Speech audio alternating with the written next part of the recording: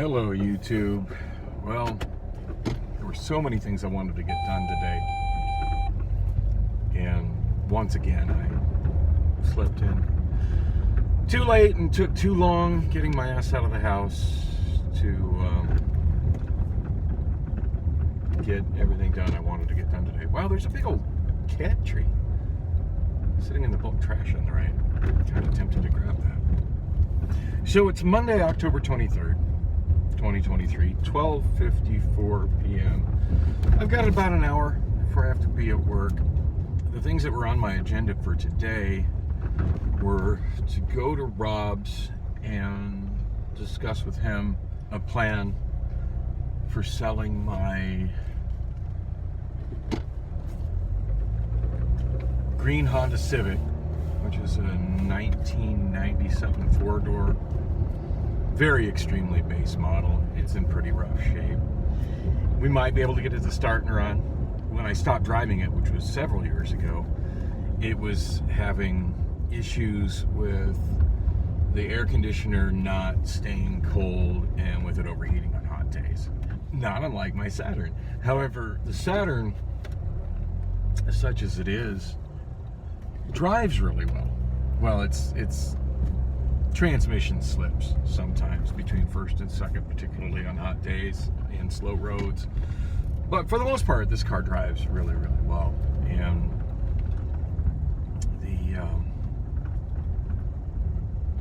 and when it's not slipping between first and second, has fairly good acceleration. I mean, like,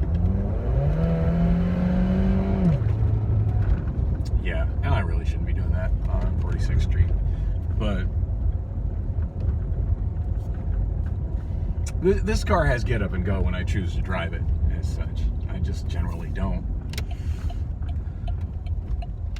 I just generally try to pace myself with traffic, and I firmly believe if everybody drove like that, traffic would flow a whole lot smoother.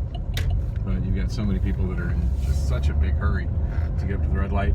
Hey, there's the thing I was talking about a couple days ago, where you can see they've ground down some of the asphalt because they're preparing to resurface it. I know there's going to be one day that shit makes me late for work. I know there is, but hopefully I can stay on top of that and plan a different route to work on that date. So yeah, the Civic, I don't know, it's just get a plan together. I've always wanted to get the car to where it's running good and then sell it. I can go into details about the Civic. It's not that important. Suffice it to say, it's a parts car. It's a project car. It's not really something I can sell to somebody who needed reliable transportation. And if it was, I know a lot of people that I would happily buy it from me, and I'd be willing to make them a great deal on it. But I would feel guilty selling somebody, you know, that I know that's a friend or that's a coworker that needs reliable transportation, my Civic, knowing that at the moment it's not reliable transportation. In fact, God knows it's been so many years. God knows it will be able to even get the damn thing to start. And the kicker is, I don't have any money to put into it to get it to the point of reliable transportation. At this point, I just need to liquidate it.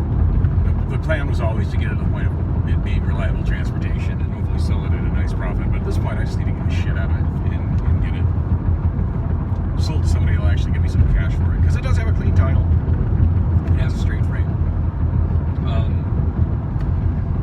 Hey, people love tricking out Hondas. It can be a fun project for somebody. Although this isn't exactly, it's about as boring as Honda Civics get. The other vehicle I wanted to get rid of is my old Lexus, which my kids and I used to affectionately refer to as Rexus, because when I bought it, it was already wrecked. At one point, I really wanted to restore it and fix up the body and stuff, but then I ended up getting in a second accident with it, which really changed it. It changed it from, yeah, I could easily afford to, potentially afford to make this a nice looking car. Because when I got it, it needed a new bumper cover, and actually the bumper was probably fine.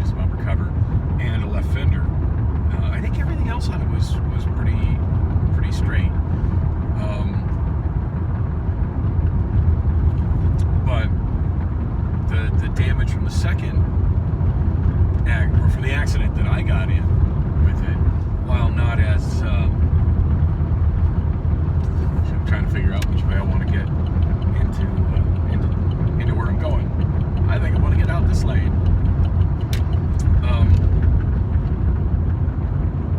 I should really be in the far left lane. Well, hindsight is 20/20, right? So, yeah, the accident that I was in, while obviously a way less major accident than the first accident the car was in prior to me buying it, it basically damaged the whole driver's side of the car.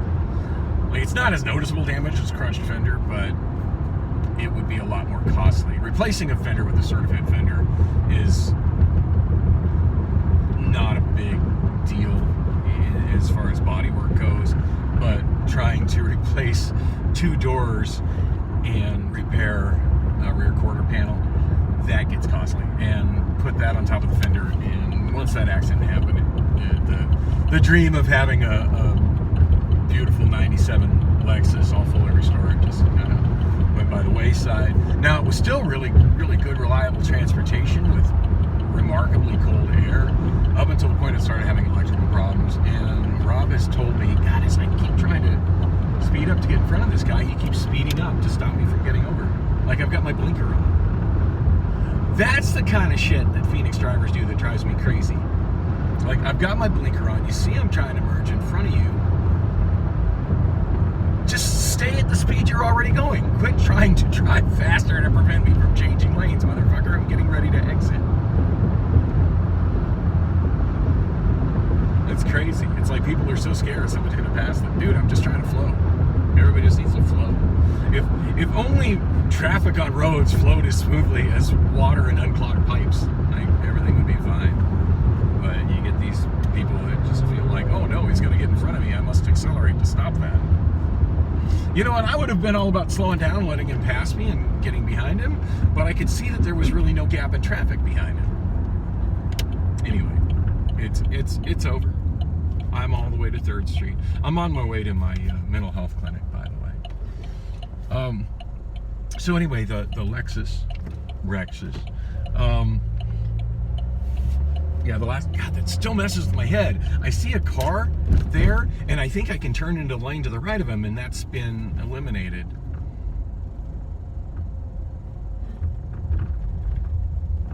To create a not really separated bike lane. I don't know. I'm thinking it would have been more functional to keep that right lane, because there's traffic for the right lane. And look at the stoplight. Like, we've got all these lights for lanes that aren't there. I think it would have been more functional to keep that right lane and put up an actual physical barrier between her and the bike lane. Although we did create some on-street parking, which, as you can see, people, I guess they're using it okay. I don't know. I'm not a fan of what the city of Phoenix did to 3rd Street. Just throwing that out there. I mean, there's some things about it I like. I like that there's bike lanes. I do. Don't get me wrong. I would have been way more impressed had the city of Phoenix kept the rail line that was on 3rd Street, or maybe when they put in the light rail, instead of destroying Central, put it where it used to be on 3rd Street. One of these days I need to make a video about how the city of Phoenix had a great rail system in the first half of the 21st century. Or should I say the first half of the 20th century, the 1900s. And now we don't even have the museum that honored that and commemorated that. That's been closed down for years now. It makes me really sad. So, before I got distracted by 3rd Street, and a very beautiful black woman on the corner that I keep getting flashbacks of in my mind, I kind of want to drive back and take a look at again. Dang, she was gorgeous. Rexus. I think that was a 90, they're both 97 vehicles. It was a 97 Lexus, I forget the model number. Had a V6 in it, so not the most fuel efficient thing. So it's probably a good thing I'm driving the Saturn now and not that, because God knows I couldn't afford to keep putting gas in Rexus. But, oh God, did that car drive good. Just, like, it was a high dollar luxury car when it was a new car, and it still drove like one. and it still had all the creature comforts on the inside. I mean, granted, the leather interior was pretty trashed, but everything else in the car still there, still worked. The air conditioning was just unbelievably ice cold, the coldest air I've ever experienced using Freon 143A. I mean, I've had colder air in the past, but I was using Freon 12. It's just not the same thing. It's not fair to compare a car that had a Freon 12 system to a car with a 134A system. The Lexus new had 134A, and it was really, really, really cold. Anyway, from what Rob has said, the electrical issue that's in it is just not practically fixable, and really not worth fixing on a car that just has such a bad body that it's not worth repairing the body. So it straight up is a parts car, project car, and that, again, I just need to get my personal stuff out. I got a really nice turntable sitting in the damn thing. I got a really high-end Sansui turntable underneath the towel in the goddamn back seat. I really should get that out. I've just had no need for it. That's like as good a place to store it as any. But yeah, I just need to get both those vehicles sold. And plus, I owe Rob money, so this could potentially take a big chunk out of what I owe him, or maybe pay off what I owe him, and put some money in my pocket. So it's something I really need to be working on. However, the reason I am not going there, and I'm headed to my mental health clinic, is I didn't really talk much about what happened in court last week, but I was put on it's not really a program, but it's kind of a program, the mental health court, where basically you just keep coming back and talking to the judge, and they want to see that you're making progress at taking care of your mental health. And if they see adequate compliance with taking care of your mental health, which is, I believe, what I've been doing, then most of the time it looks like they dismiss the charges, so that you can move on with your life without having an additional hindrance on top of your mental health issues to finding housing and employment, which of course a fresh criminal conviction would be. As much as I just despise it, and it's a complete miscarriage of justice that I was the one that got criminal charges in this situation, and not the security guard who threatened an unarmed man with a weapon that was posing no physical threat to him, and just simply was retaliating for me calling him a fat ass. And by the way, the guy was a fat ass, still is a fat ass. Probably weighs like 300 plus pounds. You'd think a security guard is one of those positions that you have to be, somewhat physically fit for, but obviously not. Anyway, a nice Model Y. Anyway, what I agreed to, it wasn't even court ordered, I mean, it became a court order, but it was something that I personally agreed to, was to participate in a anger management program through my Lifewell Clinic. And the onus was put on me to talk to my case manager and set it up. And I really need to get that done before I forget that that's something that I need to get done. And I hate to put Rob on hold and put the car thing on hold, but yeah, this in the big game, in the long run, stands a much bigger chance of messing up my life if I don't get it handled. So hopefully I have time to get that done. I'm going to be really pissed if I get in here. It's 1:08 now. I'm going to be really pissed if I get upstairs and I'm told, oh, they're all in a meeting. They're going to be in a meeting for the next hour, which that kind of bullshit happens here a lot. But I will at least have a document via this vlog that I came here and tried to get it handled. Well, I should have expected this to be disappointing. More often than not, coming to this clinic is disappointing. At first, I thought things were going to be really, really good. When I walked into the office, I forget her name, but the case manager, who is not my case manager, but I know she's on the same team, so she's usually able to help me if I see her. Yeah, she was already there helping somebody and just immediately started helping me, and that was awesome, because if you sign in at the window, often like you're just waiting and waiting and waiting for somebody to come out and talk to you. So it was nice that she talked to me immediately. And initially, when I told her what was going on with it, she said that she thought the only clinic that offered anger management groups was the one on Oak Street. And I kind of got excited. I'm like, well, that's perfect. I live right next to that clinic. You know, if I could go to the group at that clinic and still stay at this clinic for my services, that would be great. And she, I'm plugging in Obama phone 5 and I'm trying to see what time it is, and it's 1:44 p.m. By the way, it's still Monday. Sometimes just getting that phone to wake up and show me the time is laggy, and it just seems like it's not even working. It seems to be getting worse, by the way. Also, Obama phone 3 is starting to get worse. I'm having a lot of issues where when I'm on YouTube and I try to leave a comment, the keyboard comes up and it just freezes, and it's like the whole phone just freezes, and it never used to do that. So I'm not sure what that's about, but it's frustrating to say the least. And of course the iPhone's still having all the problems that it's been having, of the main camera not working. I'm shooting with the selfie camera. That's just become how I vlog in the car. I kind of point at my face, make sure it's recording, put it up in the sun visor, and just kind of use the force and hope it keeps recording. And sometimes it does, and sometimes it doesn't. It's always frustrating when I get to where I'm going and see it didn't, and it's like, oh, I wonder how long I was just talking to myself for no reason. But hey, this vlog is essentially me talking to myself for no reason, so, you know, what difference does that make, right? Wow. Did y'all see that on the left? There was a guy pulling an electric scooter with a rope on a bicycle. I'm assuming that the scooter has no charge, because that style electric scooter, under its own power, should be going substantially faster than the bicycle is going. Maybe it's broken. Maybe it needs work. God knows all of my electric scooters are broken and need work. And the lights on 3rd Street not playing very nice with me today. So I ended up not getting to see my case manager. Oh, I'm jumping ahead here. So I wish I could remember the gal's name, the Native American, because I really like her. And I think I frustrated her today, and I didn't want to frustrate her. I love her to death, but she went into the office to look into seeing if she could get me going in anger management and whatnot at the Oak Street Clinic, which would have been absolutely perfect.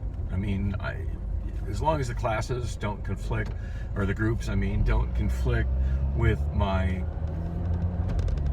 work schedule, I can just walk over there, do the groups, and walk home.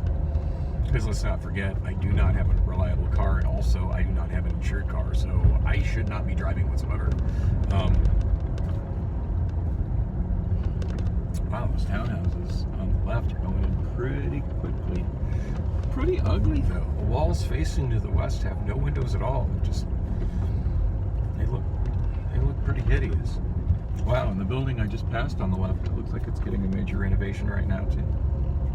So anyways, I was saying she went in, see what she could find out about it, and I'm thinking, well, this, you know, as long as the groups are at a time that don't conflict with my work schedule, this could work. This is good.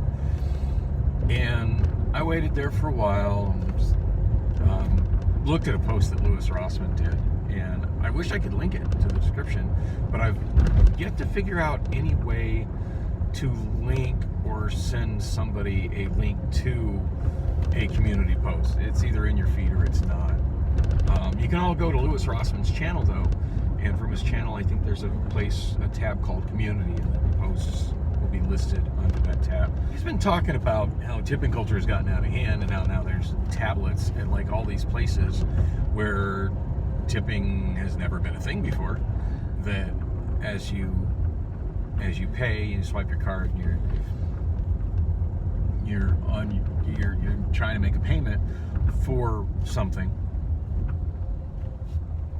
a tablet is swiveled around where you're supposed to hit something to tip, and usually the default is 20%, which, yeah, if you're checking yourself out, it's not something you should have been doing a tip for. I'm sorry, if I'm tipping, it's either my hairdresser and I'm giving them the cash, so I know they got the tip and not the salon, or it's it's a waiter or a waitress or cab driver, delivery person, I'm giving them the tip. I'm not doing it on the thing. About the only exception being with delivery services, just because I realize with delivery apps, the drivers decide which ones are worth their while based on the tips that are attached to it. But everything else, I'm tip after service and I'm giving cash. And if there's a self-checkout or any kind of checkout where I'm standing there and there's a tablet swiveled around me, like, I didn't receive a service. I'm sitting here checking out. So, no. Why are you asking for a tip? Anyway, Louis Rossmann did a post where talking about how he went to a self-service kiosk in an airport. Yeah, I think I was the asshole there. I was kind of crowding on him. But like I said, I have very poor visibility behind me to my right. I really need to get this stupid child seat out of my car. I'm hoping it'll fit inside my storage unit at my apartment. I still don't have keys to get into my storage unit. And used or paying all rent. 3 storage units I can't even get into right now, so I don't know where any of the keys are for. The key to my main storage unit was on my key ring that I lost at Hertz a few weeks ago. And when I replaced my apartment keys, I don't. Obviously, my landlord doesn't keep a backup key for my storage unit. That's not on site. Anyway, I keep thinking I need to do that, but it's the last thing on my mind when I get home, and then when I'm leaving, it's the last thing on my mind because I'm in a hurry to leave. And unfortunately, I don't have enough time to go do it right now. I just got to get directly to work. So, anyway, on Louis Rossmann's post, he was talking about how he was in the airport, self-service kiosk, grabbed a bottle of water, was checking out, and the tablet was asking for a 10, 15, or 20%, or maybe it was 10, 20, and 30% options, and that the default was 20%, but there was a place where you could hit the screen for no tip, and he'd never smashed a screen so hard in his life, and that you could see by thumbprints on the screen that that's what pretty much everybody was hitting. So, why would you leave a tip for that? I mean, my God, $5 and change for a bottle of water is fucking highway robbery anyway. All those vendors in the airports just make out like a bandit on the fact that TSA security checkpoints and going into a plane, you're not allowed to carry any drinks. And it's all security theater. Like, that doesn't do anything to make flights more safe. It's just an inconvenience thing that allows vendors in airports to jack up the prices of drinks. And even at the car rental center, they're highly inflated, but they get worse when you get into the terminals. And much worse when you get past the security checkpoints. Anyway, I wasn't talking about Louis Rossmann. I'm forgetting how I got sidetracked on that. Oh, anyway, that's what I was looking at and commenting on, looking at the comments on that.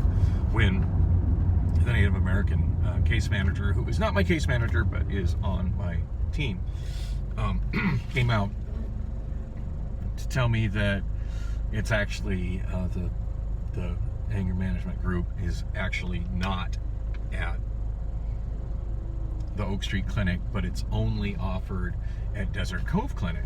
And I'm like, okay, well, where is that? And she goes, well, it's on Desert Cove. And I'm like, well, Desert Cove and what? What's the address? She didn't know the address and couldn't find the address. And for those unfamiliar with how the Phoenix City street system works, every street has 100 block.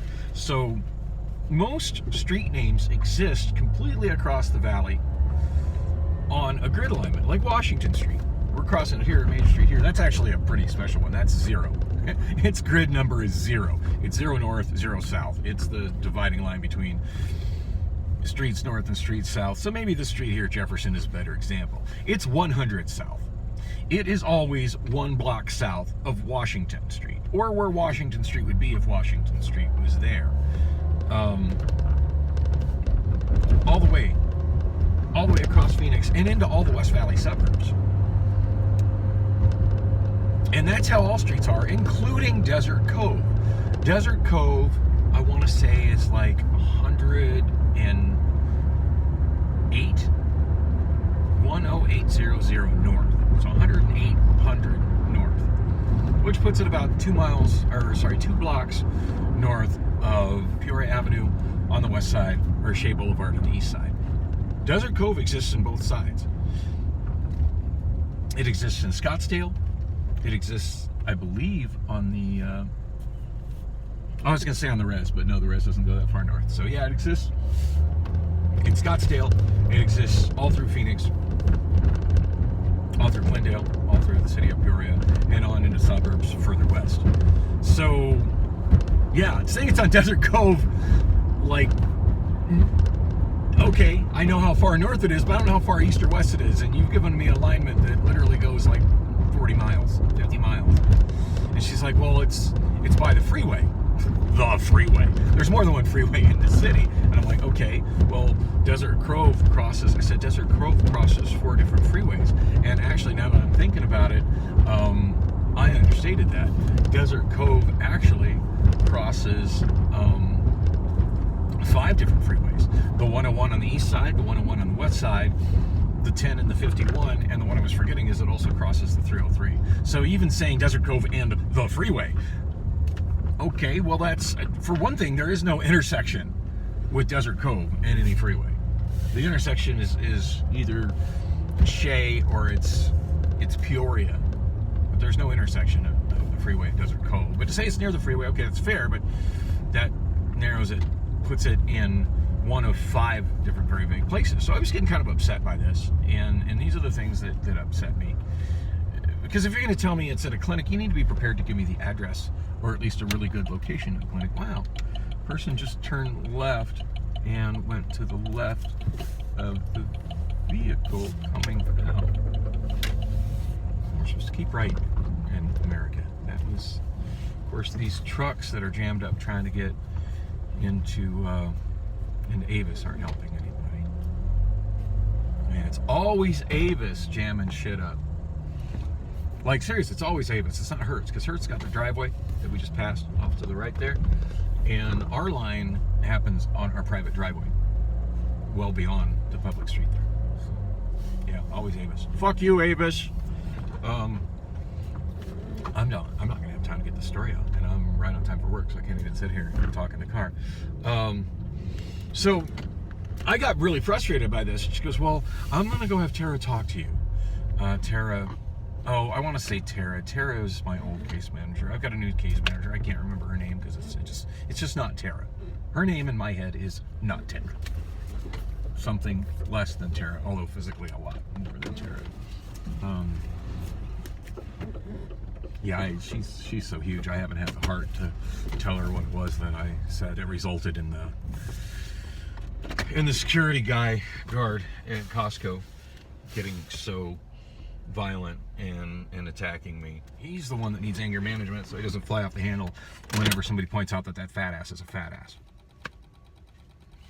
Anyway, I was understandably frustrated by the woman not knowing where I was. She goes, she's going to go get not Tara to come out, my case manager. I'm calling her not Tara because she's not Tara. To come out and discuss it with me. Well, when she goes in, I Google, because Google's my friend.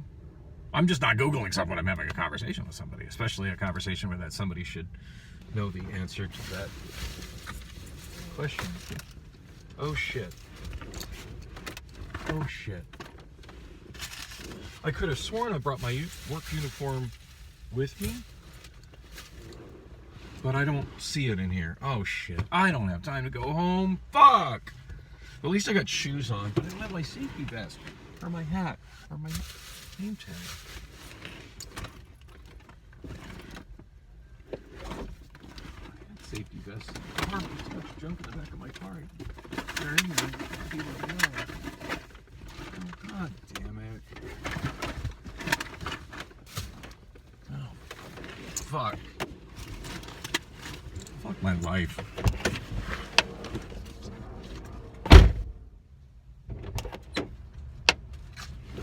Well, I thought I had more. I thought I had safety vests in my car, but I can't. If I do, well, maybe I should pop my trunk. Maybe there's some in the trunk. God, I need to clean out my car so bad, and I just can't seem to find the time to clean out my car. And I can't seem to have a day where I have time to do it, where it's not over 90 degrees outside. I'm just so And all this is my daughter's crap. Like, why did she fucking leave it in my car? Fuck my life. I'm gonna have to finish this story later. I'm gonna go in and just let them know that I'm here and I've accidentally left my vest and shit at home.